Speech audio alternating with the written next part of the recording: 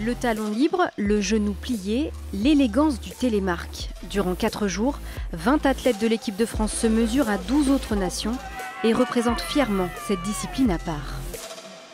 C'est un peu la liberté parce qu'on est beaucoup plus proche de la neige, on a beaucoup plus de risques, on est vraiment tout le temps sur le fil. On n'est pas vraiment sûr qu'on va tenir debout, rester en bas ou arriver en bas, donc c'est génial.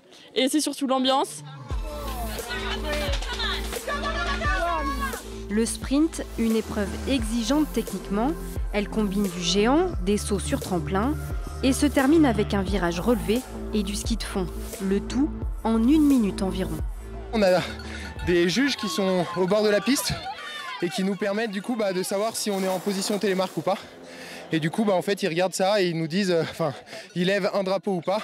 Donc c'est faire une fente. Donc il faut qu'il y ait un écart de chaussures entre nos 2 pieds.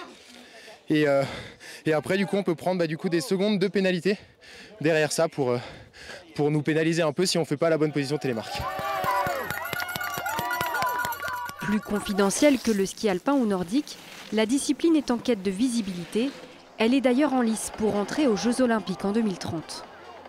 C'est une belle discipline à voir, c'est quand même assez spectaculaire avec pas mal de rebondissements. C'est les origines du ski, premier type de virage, première fixation inventée il y a environ 150 ans. Donc il y a aussi toute une histoire derrière ce sport qui est chouette. Pour la première journée de championnat, les Français ont décroché 3 médailles. La compétition se poursuit jusqu'à dimanche au Contamine-Montjoie.